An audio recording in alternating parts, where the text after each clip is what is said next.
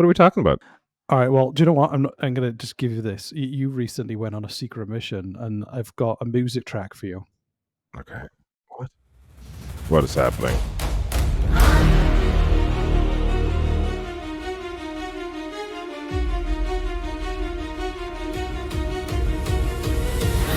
Undercover Jesse. Undercover Jesse. Undercover Jesse. Undercover Jesse. That'll do. So this Jesse went undercover, and this is a special undercover episode because he went to the Action4Canada live stream, didn't you, Jesse? Oh my God! Did you? Yes, I did. And you screen recorded it, and what I did was look at it, and I've selected some clips and some statements that I thought were particularly of note, and then also I did a little bit of research about some of the stuff they said to go, what the hell are they on about, and what is actually going on? Or I'm so glad I sent you. So, dear listener, if you are not familiar with what we're talking about, it's a reference to a very recent previous episode about book banning. yes, So go back and listen to that episode. And in that episode, there is a group of people who are all for banning particular books, and they're called Action4Canada, and they are a far right wing group, and they have their own website, Action4, the number 4, Canada. And I checked, Action4 Canada exists. They could have chosen that. They didn't. because they're down with the kids. Because they're down with the kids, yeah. And every Wednesday they hold a live Zoom group where they just talk about their fucking ridiculous ideas. And I was like, well, all right, I'll join in. And they don't show your face or nothing. You can't talk, but you can comment and stuff. So I did that because I said I would, and then I wasn't even paying attention. Well, To half the shit that was going on. I screen grabbed. I tried saying some sassy stuff in the comments, and it's like, all right, that's it. And then I sent it all to Rhys, and Rhys did what he did, did what he does, I should say. so this is the thing with it. Like, Should number one, we didn't play the music. We should play the music. oh, I did the Undercover Jesse theme instead. Okay, It that's was a fine. special episode. It's a special episode. Okay, I got you. Special episode. So, but what I thought was, so number one, a warning. Are we giving trigger warnings on our show now? Well, it's the stuff they say in the clips. Like, it's not like, how can I, like, you can tell that there's times when they're trying to use particular types of language. No, Rhys. No, sorry. There's other times when it just seeps out. I am putting my foot down. We are not doing trigger warnings on this show. Trigger warnings are the most ridiculous fucking thing that humans have ever fucking conceived of. Okay, I am so insecure and I have so much trauma that I cannot hear a fucking word related to the concept of the thing that I'm traumatized by. No, but and this is the best thing, I can hear synonyms to it. like for real, like, hey, oh no, if you change a couple of letters is fine. Yeah, it's totally fine. Like the letter A, it's like it confuses my brain, right? Like I don't, I don't think about rape if you put 4 instead of an A in it. We talk about grape on this episode and people unaliving themselves, just to let you know. It's like, oh, my brain can't really grasp what those mean in this moment, so I'm okay. And I kind of understand what you mean, so okay, I'm not going to listen to the episode. Like, no, but this is just because, like, we don't usually. The reason I'm saying it is a total change of gear from the kind of language we use on this show, and that is why it's just very, like, it's not. Are we protecting our asses, our own asses? Is this what this is? But also as well, I don't know. People tune into this show to laugh, hopefully, or at least we try and make them laugh. And some of this stuff is awful. Stuff they say, and I was just, it is awful. It is awful. Let me tell you a lesson I learned. So I used to make a comedy show where stand-up comedian Rod Gilbert would go and try somebody else's job for a week.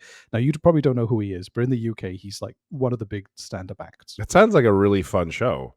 Rod Gilbert's work experience is all on YouTube. We did it. I ran that show for 10 years. And That's awesome. It was great. Awesome to work on. BBC Two, millions of viewers, wonderful experience.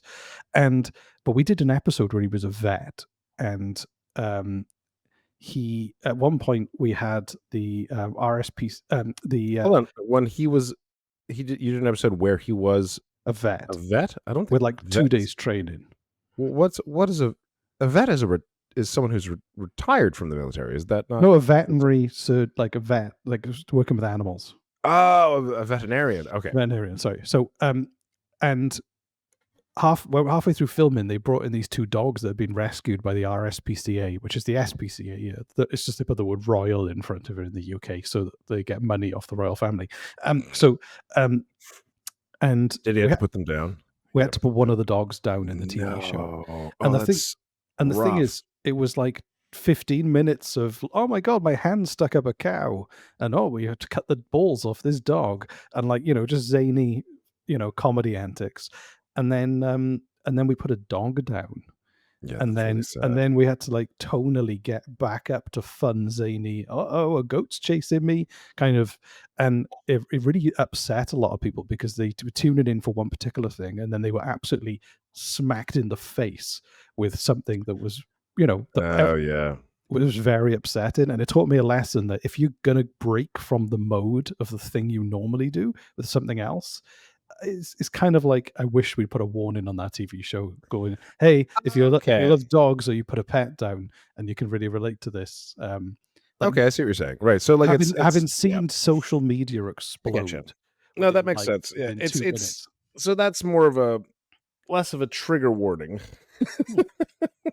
Which, by the way, my brother makes fun of when people say that really triggers me or something along those lines. My brother then responds with, "Can you please not use the word trigger? It reminds me of gun violence." Right? Well, but here's my other thing as well. I feel like that word has been appropriated from people with like severe PTSD who actually, when they get triggered, is a very different thing from going, that upsets me. Like if they actually have a physical or mental episode because they're triggered through their PTSD about something, like a car exhaust backfiring because they were fought in a war and it reminds them of a gunshot, like that is very different from someone going, that word upsets me. And I think it's kind of been appropriated, and like now it's become very, No, that's a really good point. it's been heavily neutered by people just using it in like to get attention. day to day. Yeah, exactly. But there are people who actually do get, in a really like horrible way, like physically and mentally triggered by stuff, but it's because they got like severe PTSD. And I think like when people do use it in that way, it totally takes away from like how big a deal it is for those people, I think. That's a really interesting point. Okay, so dear listener, we're going to be playing some stuff from people saying some horrible things. I honestly didn't think you would which ones? There it is. I honestly didn't think that you would watch all of these. It was like, was it like 2 or 3 hours of fucking Oh, Zoom what meetings? I did was I actually transcribed it, and I read through, and then I watched the bits that stood out to me from the transcript. I got just a quick side. Rhys and I mean, I suppose this should be for the STD zone at the end, but Rhys and I have feud, an ongoing feud that he finds hilarious, and about the which is put it in the the STD zone. STD zones later. Yeah, you're right. Post-production software. Talk about niche, Jesse. Anyway, so we have 4 clips to choose from. We have Bible treaties, Leave the UN, UNDRIP, and Savages. I knew the Savages would make it. Yeah. You want to go for that one first? Let's leave Savages till the end. Okay. I think, or you tell me because you did the work. So like, you tell me what order they should go in. I think. I tell you what, let's do Bible treaties first. Okay. I feel like this is starting to become like this is a thing where I go undercover into the right. Like this is the second time I've done it. There we go. And we've got to understand, when the Europeans came to Canada, there was over 640 tribes in Canada. They'd never created a nation. They certainly weren't first, because there's reports of the Vikings having been here and others. The natives also, the Indians also immigrated to Canada from other lands. And so it's really quite a mess. And I think the biggest mistake Canada ever made, our founding fathers, was to sign any treaties, because the Bible is very clear. It says, when you go into a nation, do not sign treaties. This has basically been like a curse on Canada. The Indians have definitely not appreciated the amount of money that we have spent funding them, and the amount of special privilege that they've had in not paying taxes in the fishing industry, is really quite upsetting at the end of this, to ultimately be maligned as white colonialists, white supremacists. This is what they're teaching our children and indoctrinating them in the school systems. It's very clear, Jesse. It's the 11th Very- commandment. Don't sign treaties. Oh yeah, they're indoctrinating our children. Yeah, that's the thing that's happening. Exactly. So a lot happened. A lot of stuff was said in there then, and a lot of claims and stuff that was said. So the Bible says don't sign treaties is a religious opinion and not a factual claim based on law or history. Right. Number one. Okay. And also, sorry. Go. Sometime, and this is the thing that drives me crazy about the far right. Is sometimes, and I'm not saying this particular instance of what they said, but sometimes they will say something of note, and it's of worthy to discuss, worthy to debate. However, typically the way they go about enforcing the note is insanity. For instance, the whole, like, in the States, we want everyone who is going to be living in our country to be here legally through the legal process of immigration. And, that could be an interesting point for debate and note. Yet how they are going about it right now with ICE is pure fucking insanity. Right? So it's very difficult to debate them. So, also, so they said there were 640 tribes in Canada, which is the federally recognized number of tribes, not necessarily the truth of what was there when they arrived. It could have been way more, could have been way less, but that's just the number that have been recognized today. And also to say that there was no single nation state, that's true, but there weren't no nations or anything. They were like really complex political systems, alliances, confederacies, that kind of thing. Is it to say that there was just people walking around without a fucking clue is a total lie? Like, I don't know if you captured this. I do remember them saying this, is that that we shouldn't be giving them land because when we arrived, they didn't believe in the concept of land ownership. Oh, don't worry. We'll get to that as well. So the other thing as well, they talked about the Norse presence, which was 1000 BCE or whatever they called it now, in lawns or meadows in Newfoundland. But they only kind of landed there for a brief period. They never stayed on the land. So that's true. There's obviously that happened, but to say that quick side note on just a quick tidbit of you were one of the Vikings. No, there are two places in North America that are debated and yearly about where the Vikings colonized North America, when they finally came and they settled, sort of thing. And it's Bonavista, Newfoundland, and then a specific place in Cape Breton, which I'm sorry, Cape Bretoners, I forget the specific place. Was it the Tim Hortons near Bedeck? Was that where they went? No, that's the Tim Hortons near Bedeck is where Mary appeared on the side of a muffin. I've been there. But anyway, they can't prove which is which. So both of them, both Cape Breton and both Newfoundland claim. They both just make the claim. It just happened here, right? To the point where Newfoundland even celebrates it regularly, and tourists will come and sell. It's amazing. The truth is based on who can have the biggest music festival based on it. Anyway, so the other, for sure. Also, the idea that calling Indigenous people just other immigrants who turned up is a false equivalence, because essentially, are we talking Pangea here? Well, they arrived at least 12,000 to 15,000 years ago. And then Europeans obviously 500 years ago. So it's like saying that in the same sense that Europeans are also immigrants to Europe. Right. Yeah. And then there was also the claim that they used the term Indian, saying that they haven't appreciated the amount of money we've spent on them and the special privileges they have. Now, apparently, generally speaking, most Indigenous communities are chronically funded compared to non-Indigenous communities based on like a per capita or need-adjusted basis. And there's been a bunch of court cases, like the Canadian Human Rights Tribunal did a ruling on First Nations welfare. You did a real deep dive into this. I'm impressed, man. I did. This And is also, impressive. they talk about tax exemptions. So not all Indigenous people are tax exempt, and exemptions are limited. Oh, I didn't mainly know. Ted, this is a subject I know very like woefully little about.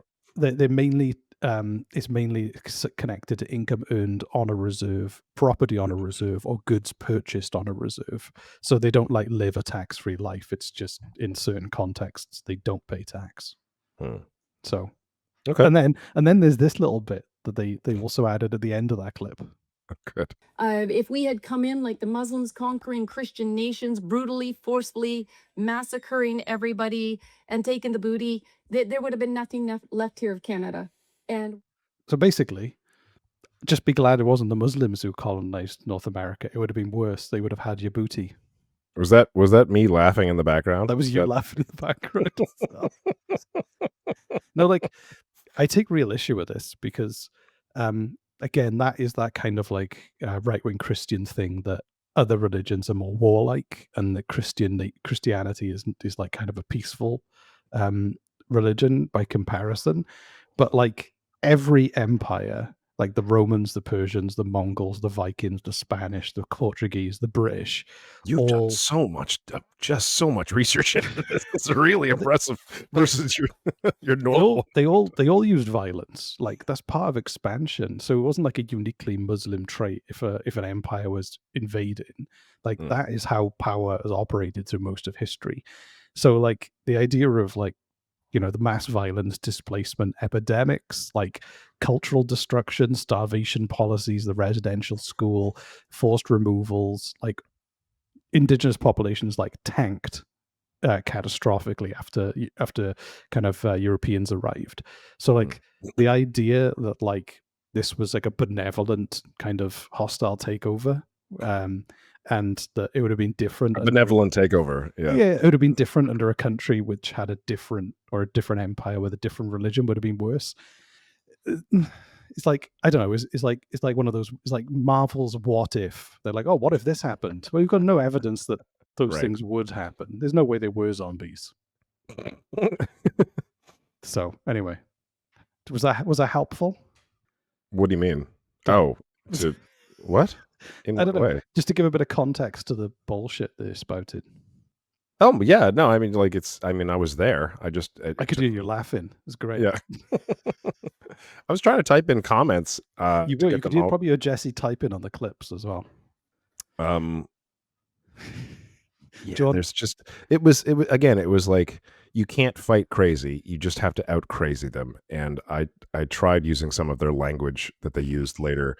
They didn't bite, but anyway, we'll get into that later. Maybe. Do you want to do UNDRIP? Because UNDRIP is the most boring one. Sure, let's do UNDRIP. This UNDRIP is insidious. It goes into absolutely every level of government pushing back and trying to rob Canadians of their land. It's incredibly illegal. And we've got corrupt judges, corrupt elected officials who are pushing this along. And of course, it's all with the United Nations in mind to steal all of our property, get control of our food resources, and get control of citizens of the world. It's not just Canada that's going through this. It's pretty much every Western European Christian nation. So basically, what the fuck is UNDRIP? It's such boring legal stuff. So UNDRIP is... Oh, I think I remember them talking, and then I looked it up briefly, and then I forgot it as quickly as I learned it. It's the United Nations Declaration of the Rights of Indigenous Peoples. Basically, it's a declaration adopted by the UN General Assembly in 2007 that sets out a framework of minimum standards for the rights of Indigenous peoples internationally on culture, land, self-determination, and consultation. Oh, that's important. Okay. Yeah, it basically just means like governments, like it's supposed to stop repression of like minorities or Indigenous minorities, and for the UN to like have a guideline. But as we all know, especially right now under Trump, how toothless and useless the UN is. Like, it doesn't really have much influence over our lives. But the narrative is that they're spinning is that it's the UN is trying to take all of our property and create like a communist global state or something. Oh, I yeah. don't know. I don't know. Part of the globalist agenda. Yeah. Yeah. But apparently it does not, like, the act does not automatically convert all UNDRIP rights into enforceable law beyond what Canada already recognizes, nor does it override the Constitution or existing rights frameworks. It's just like a piece of paper that says you should be doing this, and we're going to send you a very angry letter if you don't. Right. Okay. Right. Yeah. Okay. Like, I don't know. And this is like, Indigenous rights is a big issue for Canada, so I think they talk about it a lot more in Canada than like other countries. But I mean, this was 2007 they've passed it. If they plan on seizing all of our property, they're not in a rush. I mean, like, it's interesting. Again, some of the notes that they bring up could be an interesting point for debate and discussion, such as how are our taxpayers' money being used and allocated to help Native Americans, and do we believe that it's effective and helping them, or could it be retooled? Like, that's an interesting point for debate and discussion, I think. But the way that they bring it up is again hilarious and insane. It's just like, I think most Indigenous people would like to have a discussion about funding. I think most people would. Like I don't think it's something that, I think there's always that perception that the people over there who don't look or sound like me or have the same, like, what I perceive to be the same kind of like beliefs as me, they're getting better. How come they've got nice things? It's just that thing of like, it's just a very small-minded thing of like, assuming that you're the victim and that you're the one being robbed all the time, and not understanding that, like, not seeing the full picture of that person's life or anything. But this, actually, I'll do the Leave the UN clip straight after it, because this ties really nicely into it. Okay. All right. David said it. I've said it a gazillion times. We have to exit the United Nations. They call it the Red-Green Alliance. Okay. Communists and Muslims. Muslims make up 1/3 of the United Nations member states, and the other 2/3, you can bet, is communism. This is not a body that is working in the best interest, has any interest in protecting sovereign nations or their rights. They've overstepped. We need to get out. So my my first favorite question thing is that true? No, so I'll get into the stats now. But the idea is, like, communism rejects religion fundamentally. Does it? Your belief system is on the state and the people. Yeah. They oppressed religion. Religion was like an act of defiance in. Well, who you say they? There have been many instances of communism these days. Like the USSR. Let's go with a classic. So they would oppress religion because they didn't. Now, my question is it the ideal of not ideal, the concept of communism that rejects religion, or was it the USSR that rejected religion? It was the concept of communism. So other countries that have implemented communism have also rejected religion. Yes, generally speaking, but I'm sure there's some like exceptions and stuff. But that's very interesting.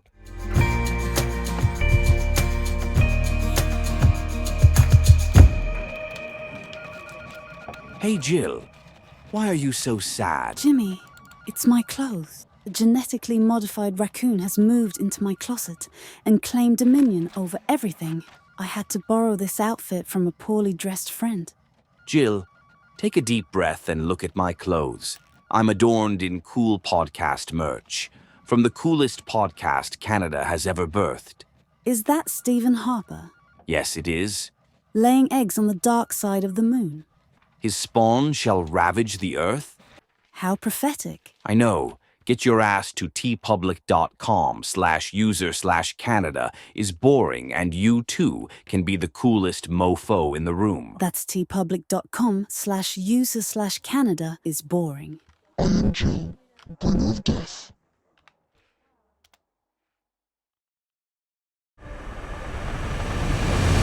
Patreon.com/Canada is boring.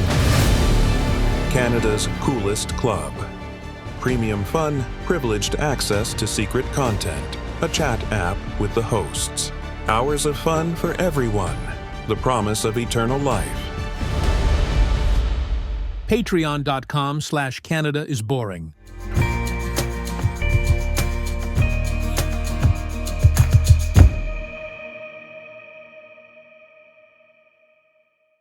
A lot of the time, like when you have those totalitarian states, they want to replace religious idols with the leader. Oh yeah. If you look at like North Korea, like the Right. leader is a religion in itself. So the stats are, God, I want to just big red letters jumped up and be then saying Bible treaties. So essentially, the United Nations has 193 member states. So they include democracies like Canada, Japan, and Germany, monarchies like UK, Morocco, communist one-party states like China and Cuba, and like a mixture of everything else. Okay. So Muslim majority countries are 55 out of 193 members. So that's about a third, is about 28%. So it's just slightly less than a third. So that wasn't a crazy thing to kind of claim. But most of these governments are not Islamic theocracies. So they're a secular or mixed system. So they're not What do you mean? So they're not run by like strict Islamic religious principles. Can you give some examples?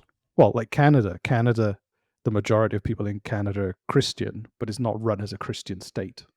Oh, I see. Okay. So you call it a Muslim country, but it's just a Muslim majority country. The government isn't run on the principles of Islam. Oh, okay. All right. Okay. It's just see them over there.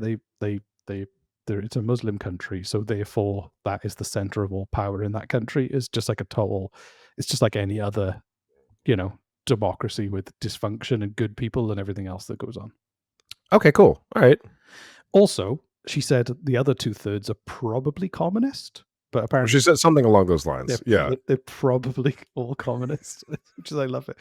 Because it aligns with with what I believe, and I need this to be true. I didn't scroll that far down, but they probably are.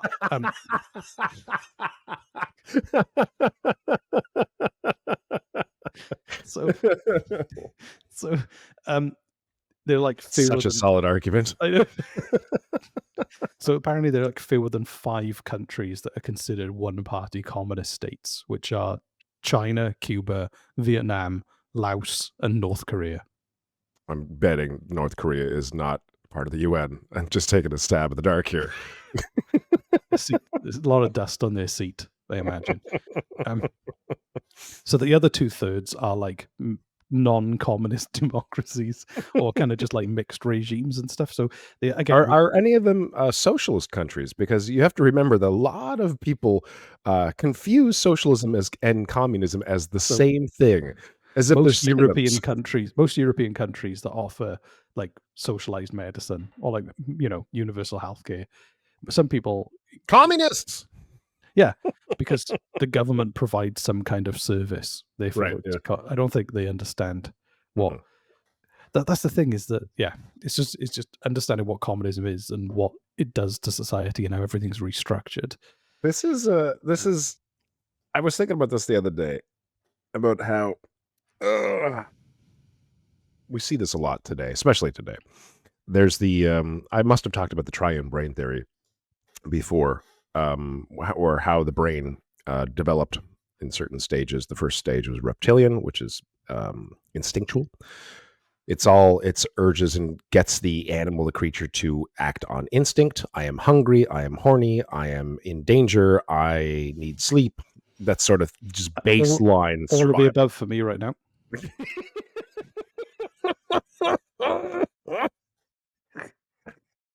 Right. Right there with you, buddy. And then the next stage of development was what was called the mammalian stage, where it's emotional. Okay. It developed you developed because you're living, it became more advantageous to live in a group of your species, and in doing so over millennia, you developed empathy for your fellow members. It wasn't just a first to the post, take everything you can. Not first to the post. Come on, oh my God, what's the word? It wasn't just come on. No, oh my God, dog eat dog. Yeah, thank you. It wasn't just a dog eat dog. It was, it became advantageous to look out for your fellow members because you're stronger as a group, and as such, you develop empathy. You're thinking about other people thinking about, and then emotions just kind of flourished, and emotions became the dominant, and emotions for yourself too. I am angry. I am hungry, not hungry, but like I am angry. I am in love. I am whatever, emotions. Fuck, I don't have to explain emotions to you. And that became the dominant force for being compelled to do a thing. Not, and then the third one to develop, later on was logic. Our consciousness, our ability to stop and to analyze our reptilian instinctual brain, to analyze our emotions, and then to analyze logic surrounding us. And this has the least amount, to this day, this layer has the least amount of impact as far as influencing our actions. So it starts from the bottom. Reptilian still has the most amount of influence. Emotional, mammalian, has the second amount of influence, and then logical, the sentience, has the least amount of influence. So like if you are on fire, if your house is on fire and you are currently on fire, and there is a family photo album that means a lot to you emotionally that could be catching on fire, and then logically it would, maybe you might be able to figure out, like, if you have enough time to grab the fire extinguisher, and work out the math, like, do I have enough time, to have enough oxygen to be able to figure this out, sort of thing, right? And like put out my own house. So it's like, stop being on fire, get the fuck out of the house, save my family photo album while I run out of the house. Maybe I have enough time to work out to grab the fire extinguisher and work, so it's thinking, feeling, and surviving wins every single time. Get the fuck out of the house, stop being on fire. Right. So you say these people are the real lizards. No, they're the lizard people. The lizard. So no, this is very long. You and a lizard. So well, this is a very long way of saying it's advantageous for a lot of political groups, and they know this, to get people to stop thinking and get them to just emote. Get them to just feel as much as possible and have them truly believe for a long time, through fear, through anger, through resentment, horniness, that like what you feel is the most important thing at any given point, right? Not to have you think about stuff. Yeah. It's the last thing that you want, is have you think about stuff. Just feel about stuff. And then you've got these groups of people that will use a little bit of what they think are facts, figures, statistics, without doing a deep dive, and all it does, this is a very long way of making my point. They will utilize this information, which is normally used in debates and discussions and theories and whatnot. They will utilize a little bit of information without doing a deep dive in order to fuel their emotional state and the emotional state of others in their groups. It's just to make them feel something, and it's just to make others feel something. It's not to collectively come to an agreement together on what the truth is. It is to collectively make people feel something so that they can all act towards a singular idea. It has nothing to do with the truth. And we are seeing this. Describe Poilievre's campaign. I'm describing everybody's campaign right now. It's all it is, right? Like, here's a little bit of information. Don't look too deeply into it, but this little bit of information will probably get you to feel something. And hopefully that thing that you're feeling will help me along my political campaign. It's literally, it's everything right now. And that's what they're doing. In fairness, like Trudeau used to do it, but he wanted people to feel warm and fuzzy. That was his play. Anyway, we're back to our last clip, which is titled Savages. You ready for this? I love this clip so much, man. I'm so sorry. I couldn't fucking believe it when I was like, anyway. Well, the stuff that I got taught in school with the books was very clear. They were savages, and they were skinning each other. They had all kinds of wars and tribal wars that were happening and so on. They had no concept of land ownership or any of the concepts of, we call it responsible government, although there's definitely work to be done in that area. But the concept is they never had that idea. I wanted to bring this up because I didn't know if you had included it, but I didn't know if you included it in this clip or not, is why they kept the whole fucking time, they kept calling Indians. And and they would once or twice say like, oh, this is what like they preferred to be called, years ago, and we changed it on them to Native Americans, so we're just calling them what they preferred to be called years ago before we changed it on them, and that was their reasoning for calling them Indians. And then when I guess pushed into why are we calling them Indians again, is like, well, I mean, to be fair, I was taught that they weren't Indians, that they were savages. I'm like, Jesus Christ, man.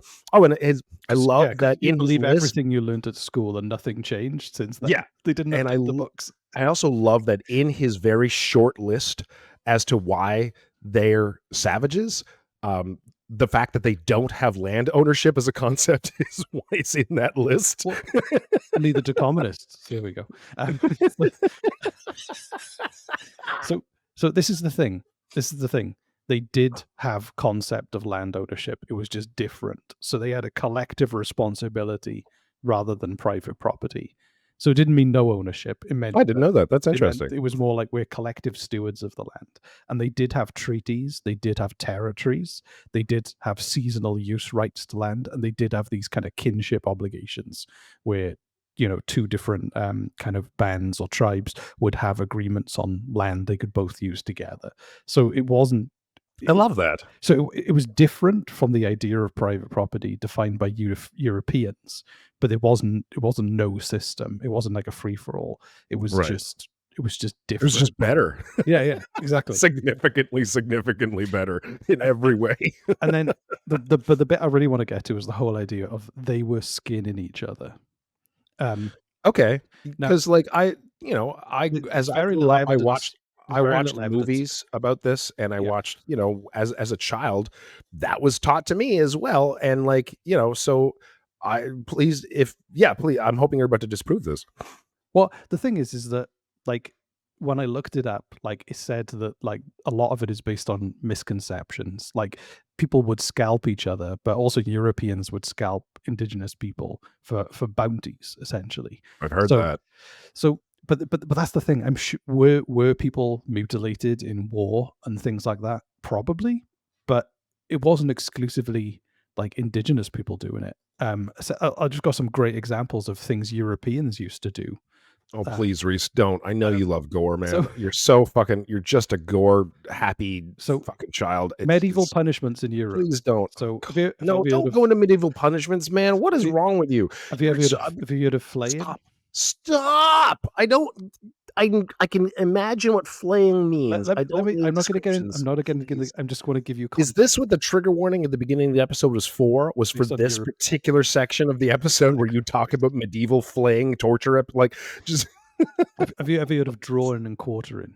Yes, I've heard of drawing and quartering. Or so in 1303, Pierre Basil was a knight who was flayed alive in France for betraying King John. And in the 16th and 17th century in Europe, flaying was a punishment for traitors in quite a few regions. And during the Inquisition, one of the torture methods was to be skinned, branded, or just mutilated physically. The Vikings had a legend called the Blood Eagle. I know about that because it was in fucking... Yeah. It's just horrifying. Pull your ribs out your back. You don't just pull your ribs out your back; you pull your lungs out of your back too. Everything out your back. Yeah, and the whole idea was that if you were to be alive while doing this, not restrained, and if you didn't complain, if you were brave during the process, then it was the Vikings sort of. It was like not aligned. It was kind of their version of having your sins forgiven, and you would be allowed into Valhalla. Great, essentially. That's nice. So in Ireland under English occupation. Oh my God, you have a list of all the fucking countries, different sorts of fucking torture. What is wrong with you, Rhys? So in Ireland, English this forces... was the whole reason for you wanting to do all the research for this episode. In Ireland, English forces occupying the land in the 16th and 17th centuries would display mutilated bodies as warnings and just body parts to kind of dampen down rebellion in the Irish people. And additionally, during the religious wars, like the 30 Years' War and the English Civil War, there were tons of mutilations and skinning that happened as warnings or revenge. And in World War II, the Nazis used skin for lampshades and book covers. What the fuck? Are you... So when he says they were probably scared. I'm gonna fucking throw up. What is wrong with you, Rhys? What is No, but what this is called context, Jesse. So when is this he what this says- is called? This is not like when he casually says I was taught in school. Rhys is secretly getting turned on right now. This is what's happening. So, but when it's the Hellraiser edition. So anyway, so when he said I was taught in school they were savages and they were skinning each other, just so you know, Europe was taken into a whole other level. And if that's your definition of a savage, then it's very hard to compete with Europe when it comes to horrible torture. Okay, and fair the point. removing of skin to terrify, wound, and get people to talk. I never understood torture. You could say anything under torture just to get them to stop doing it. That's true. I've heard that. Yeah, The secret radios I'm are queasy like that. now after that. After that little, it reminds me of I had a friend's father try to convince me as to why I should be a Christian, and he was going on about how the first, was it the Old Testament has some great action scenes and horrifying torture scenes that would make a great movie, and he went on to describe in great detail this, I forget, I'm going to butcher this, sorry for any thorough Christians out there, about how like there was this family who was being tortured alive, and the mother or father didn't care because they knew that everyone would go to heaven and God would love them just as much. And like they were chopping in front of the parents, they would take the kids and chop all their limbs off and then throw them into this giant frying pan full of hot oil and let them flap around like a fish. And the parents like, this is totally fine with me. I'm totally okay with this because we're going to be going to heaven soon and then God's going to love us forever. And this was the guy telling me this was like, this is why you should be a Christian, because look at all these cool, fun stories that are in this book. I'm like, are you out of your fucking mind? Cool, right? fun Like, stories. Well, I was just sharing some cool, fun stories about European torture. rattling around in my imagination for decades as this horrifying torture scene. And now I get to share it with you, Rhys, and all of our dear listeners. Thank you so much for letting my my pain now haunt you if you have an imagination like me. I'm fine. Anyway, but my point is, I was trying to give the context. I got a chubby, a little stiffy going on under the desk now. But it is like totally selective, like of course, cherry picking history in a way that you kind of ignore the reality. Like if they did a tiny bit of research into, they refer to themselves as Christian Europeans. If they did a tiny bit of research as someone from Europe who was raised, in schools that taught European history, if they kind of like did look at that, like they would be surprised by the reality of what Europe was. And even today, like these people wouldn't like Europe as it is in a modern sense, because they would probably call it communist, because there are like, so there's a lot of aspects of social democracy in Europe that has been in route for decades that they would reject as facets of like what they call communism, just because the government provides services to people and there's like social safety nets, those kind of things. So like their idealized version of what a Christian European is so messed up because it doesn't resemble like anything that from the reality in history or in like a contemporary context either. Yeah, no, it's again, you hit it right on the head, which is cherry picking. Oh, it's cherry picking history to support your own beliefs, which are there just to make you feel something, not just to make you feel angry, proud. Yeah, exactly. And anyway, to the point of what we were talking about, or what I was talking about earlier, about how this is all to support your emotional journey and not a factual one. In politics right now, especially today, where it's all about making you feel something instead of making you realize truth. Arguing with people whose journey right now is making themselves feel good by putting other people down, which the left does spectacularly well as the right. Everybody's doing this right now as if it's effective, and it isn't. Nobody stops to think when they have a gotcha moment, when they have two people in a debate and they're like, haha, see, I got you. They don't stem back and say, now, was that effective? Yeah. Is the country a better place because of that? No, it's all about making you feel good in the moment and making the other person feel bad in the moment. Now, if both people are on an emotional journey of, I need to find and cherry pick facts so that I can put someone else down so that it makes me feel good in the moment, by putting that other person down, if they're purely on an emotional journey of making themselves feel better and you make them feel bad, do you think that's going to change their fucking mind? No, they're going to double down. Right? Exactly. Everyone are being fucking idiots right now. Everybody.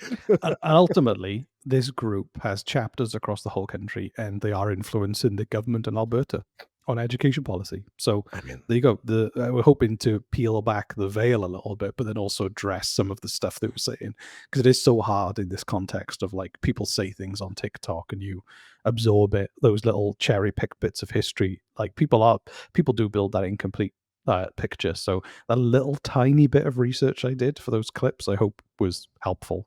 And I hope I was accurate. I never know. I'm guessing you were more accurate than they were.